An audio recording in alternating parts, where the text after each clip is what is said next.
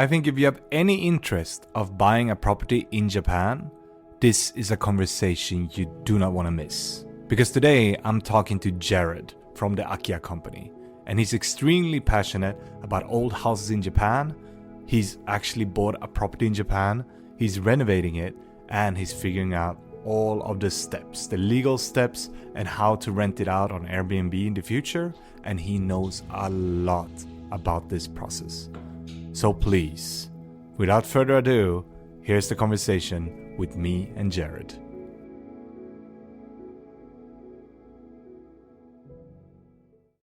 So I've also heard from friends and friends of friends who are talking about, it would be so cool to invest in Japan. And as you say, people think it's cheap and they've been Japan now as tourists and they love it. And they see all these properties, both, around Tokyo, but also outside, that just seems like so undervalued for what you get. And I just wonder if you could go through like from just, seeing this to actually buying a place or scouting a place and then buying it. How do you do that? How did you do it? So I think it's common to start your search on one of those really large websites like Sumo, kind of like the Japanese equivalent of Zillow.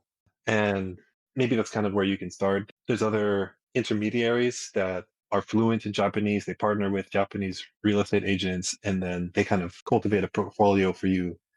You pay a small fee for that service and then you can kind of choose what you like. I think that's also pretty common. I think for me, what was most successful, because I purchased a property successfully and it's fully in my name, is I had a personal relationship with a Japanese person. I did part-time work at this construction company here in Kobe called Nishimura Gumi. They're a construction company, but they don't focus on new building at all. They do everything restoration. And so they buy buildings and their team comes in, they demolish old stuff, and then they preserve what they like, and then they restore it into a modern dwelling. They have a bunch of different uses. So they have apartments, share houses, standing homes. They have restaurants, and they're acquiring all these properties as investments. I think sometimes they flip it where they'll sell it to buyers and they'll Hmm.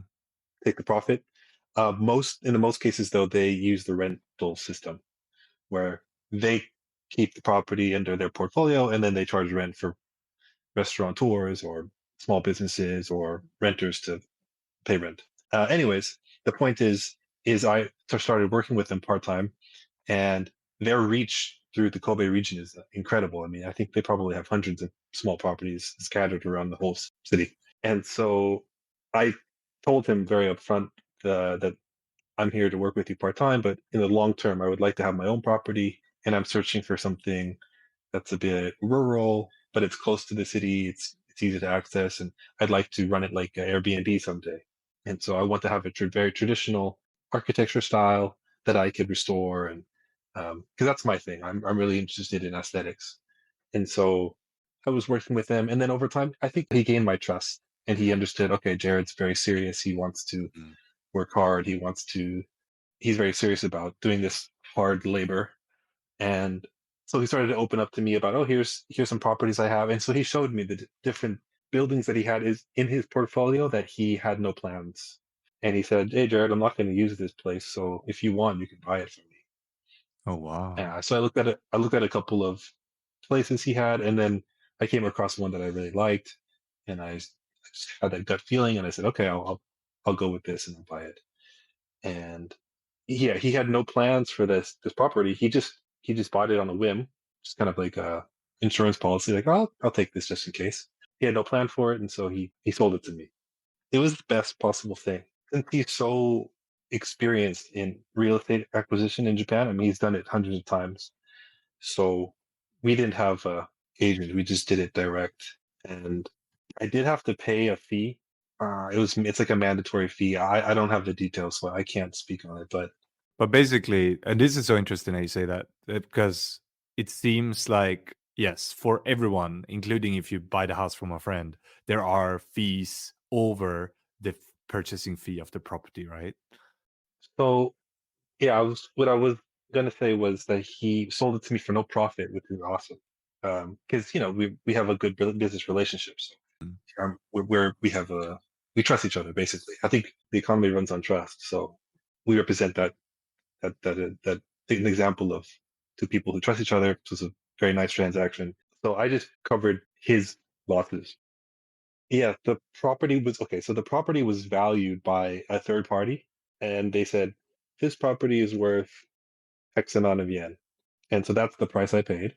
And then on top of that, the government puts on a property tax, which you pay every year. It's based on the property value. And if I think about it in the American mindset or Yeah. the American economy and I compare, it's like change, it's loose change. So it doesn't really hurt. I have to say though that the property value of my place was low. So around where is it located, if I may ask? So I won't give the exact location, but it's in Yeah. Kobe City. Yeah. And it's up in the mountains a little bit. So it's very convenient. There's also a station that you can walk to in 5 minutes from the property. So it's well connected, but also away from the city. So it's nice and quiet and it's close to the mountainside and it's surrounded by greenery. It's very nice. As you got the property, were there any big renovations or anything you had to do? Yes. So I would not recommend what I'm doing to people Yeah.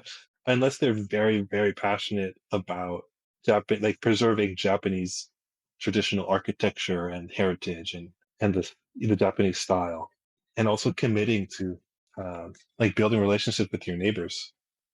That's a big thing in rural Japan. It's not like city life where you can pass by people and not talk to them. In the countryside, even though it's close to the city, you have to get along with your neighbors. For me to buy this property and then try to ignore my neighbors would be a big mistake. I think it's important Mhm. that I commit my life and like my passion to the land and to let my neighbors know that I'm in here not to turn a profit. I'm here to really rejuvenate this eyesore and make it look beautiful again.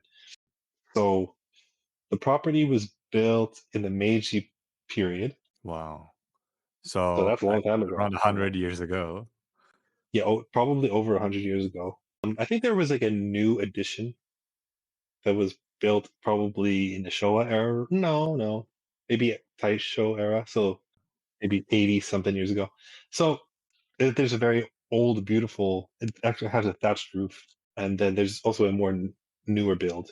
But still, the thing that's amazing though is that the beams on the properties are huge and fully intact. It's like basically a huge uncut timber of wood. Wow. This tree, I don't know, it's probably 100, 200 years old tree that makes up the beam of the house. So it's just awesome. Those trees were probably growing in the 1600s, and they're still there, and they're still very strong and beautiful, and that's pretty amazing. However, because it was built so long ago, and the previous owners didn't really renovate it to modern standards, the house barely has any electrical outlets, has no plumbing. It they dug a well, so they got their water from the property, not from the municipality. They also had a pit toilet instead of proper Sewage. external plumb sewage. Yeah, Yeah. no sewage. So they just had to deal with the waste in the earth. Mm. So that kind of stuff I'm gonna have to completely redo. So I think if you're an average foreign home buyer looking to buy a home, there's definitely better properties in terms of modern utilities. So it'll be Yeah. easier to renovate.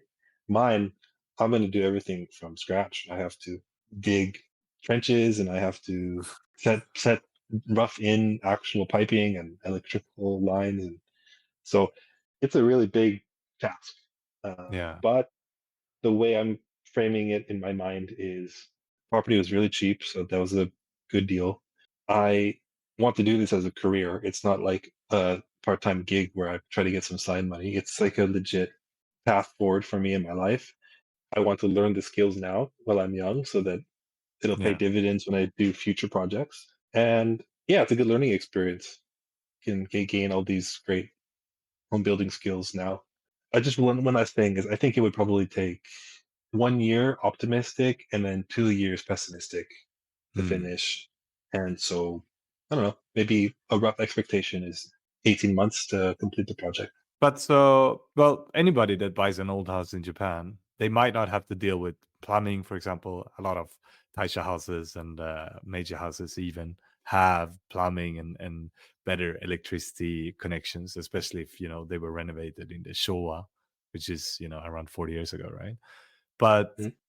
even so, like, it's a lot of work to have an old house in Japan. And I just wonder, what can you do yourself, and when do you have to call in a professional? And like, are the materials really expensive, or how in general is the renovation cost? How have you outlined them? Good question. So the first thing I did is I decided to hire an architect because I'm an amateur, and so I don't want to not have a professional plan to follow because I don't want the house to collapse on me. So Yeah. I need a professional to produce plans that are legit, that are engineeringly sound, and I can follow the plans and communicate with this professional to make sure to ask questions and make sure I'm doing it properly.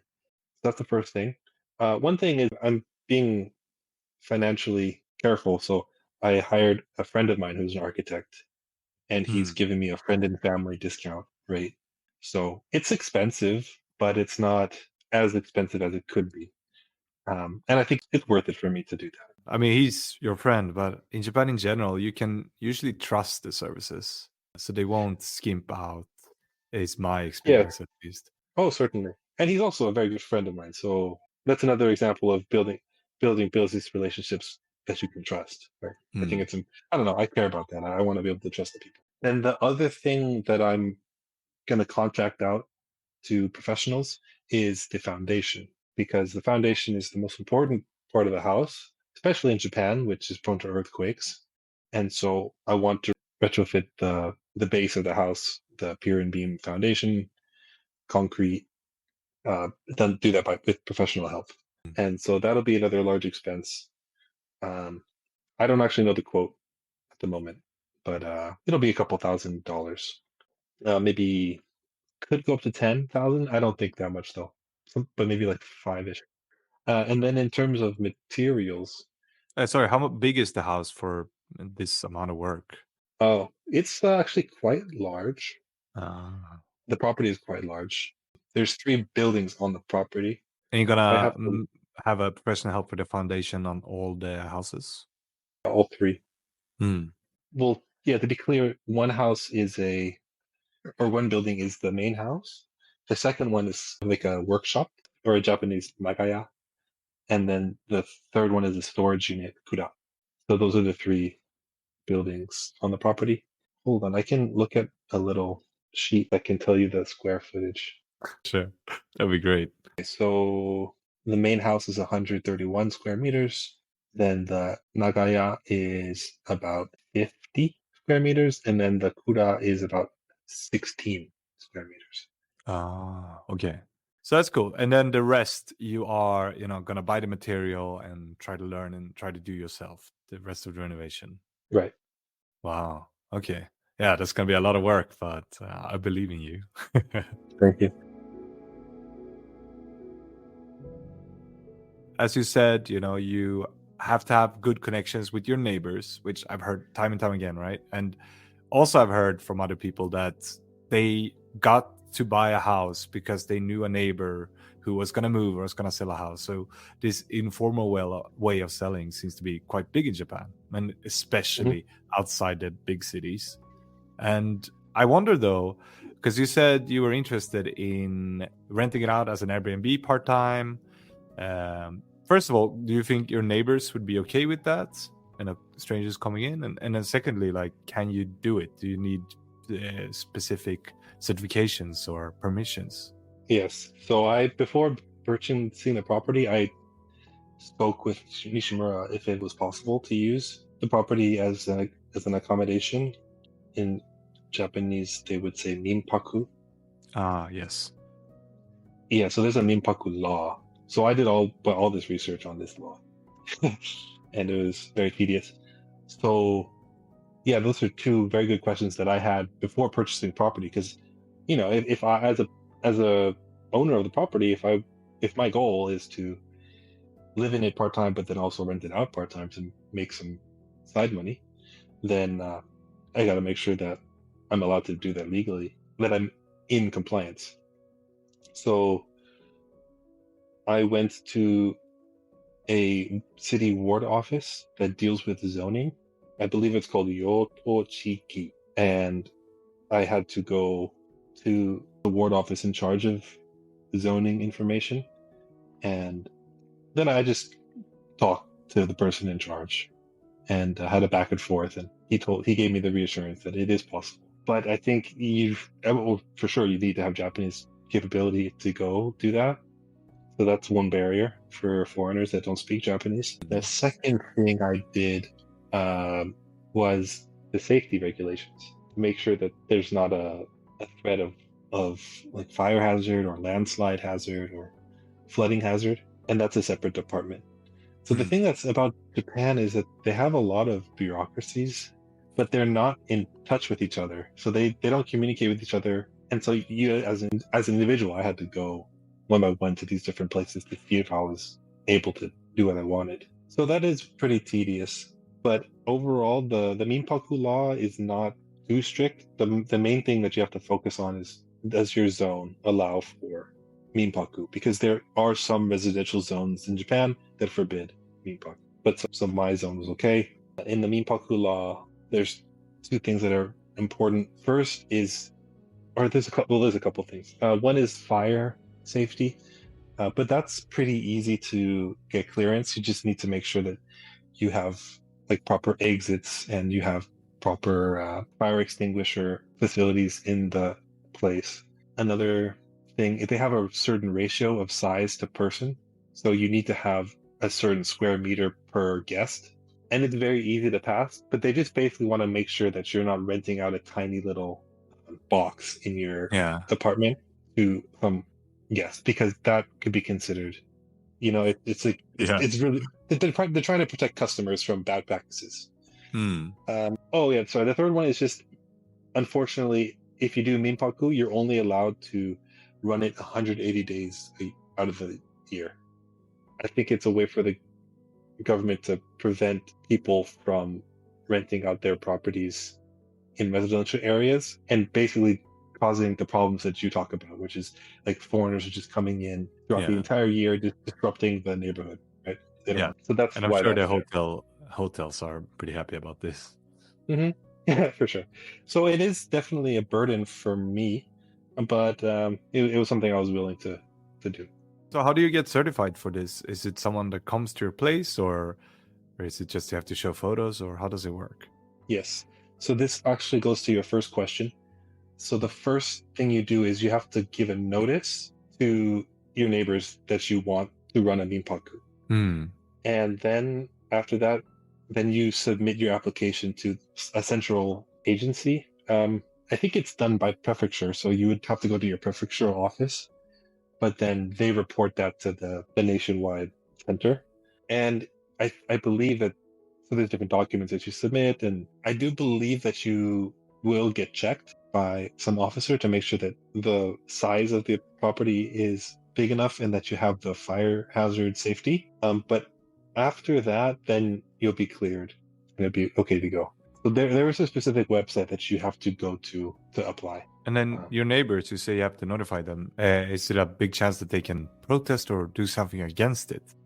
I think they don't really have the power, because that would be a pretty strong infringement on the free market. So I don't think that they have the power to do so. I think you're supposed to enforce a best practice of Yeah. making sure that as a business person in a residential area, that you're letting your neighbors know that you're doing this. But don't quote me on that. I'm not sure if they can boycott. As I've heard with zoning laws in Japan, they're very relaxed compared to most countries in the West, especially. And basically, if somebody wants to build a Hello Kitty house or something crazy, as long as they follow the regulations of the zone, which is basically give enough sunlight, etc., and don't have too much noise, I don't think there's anything anyone around you can do. except that they have to be notified and that you plan so that the construction doesn't interfere with their daily activities.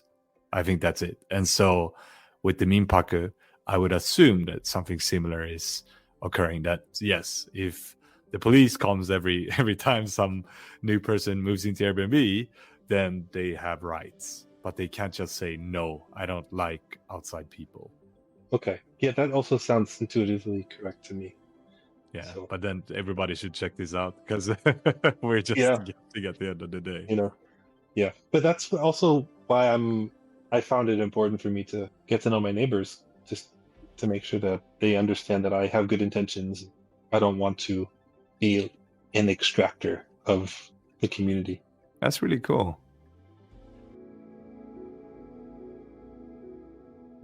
What do you think would happen in the future with these old houses and especially in the more rural areas? We all know that the economic trends and the demographic trends that are happening. So people always talk about this because Japan is the most famous case in the world for depopulation. And also there's a lot high inheritance taxes. So Japanese people like to not declare their property so they don't have to pay tax on it, and then they just let it sit there forever so that they can avoid the tax, so they don't have to burden their children. So the trend already is that there's going to be more and more of them, and but in terms of what will happen to them.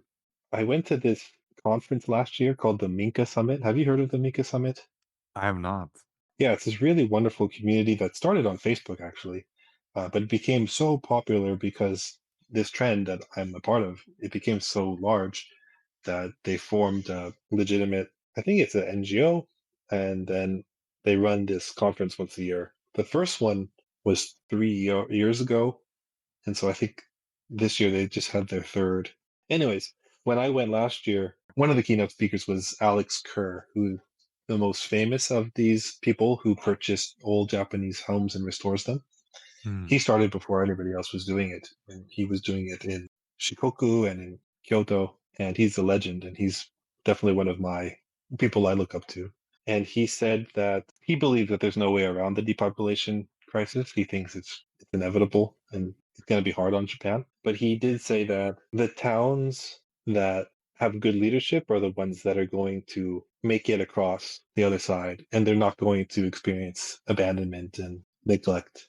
So yeah, he says it's going to be based up a lot on the civic duty of the local people to organize and to revitalize their little town, because a lot of these Japanese towns are very charming and very beautiful, but it requires entrepreneurship, and it requires you to attract young people into your city or town. And I guess the best examples I can think of are towns like in Okayama, Kurashiki is a Yeah. beautiful tourist town, so beautiful, and it's thriving and booming because they preserve the old town, and tourists from all around the world come and visit and enjoy all the shops and all of the commerce that happens there, the museums and the artwork.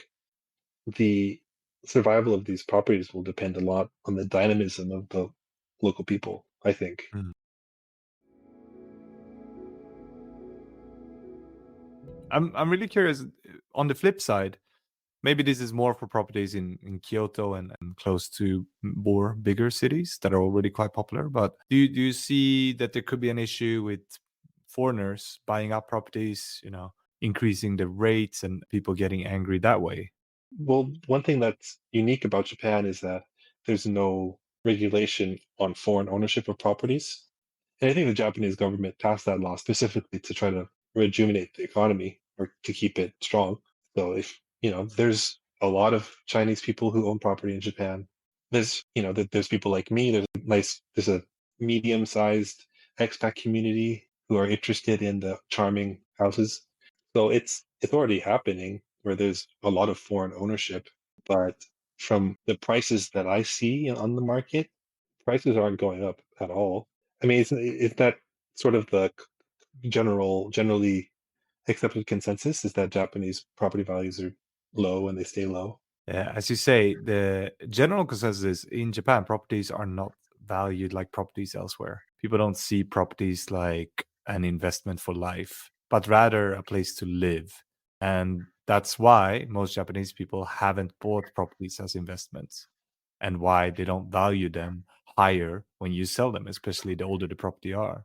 But with that said, places like Tokyo is obviously going up because of all the buzz around the city and just the extra money flowing here, both from Japanese people and foreigners.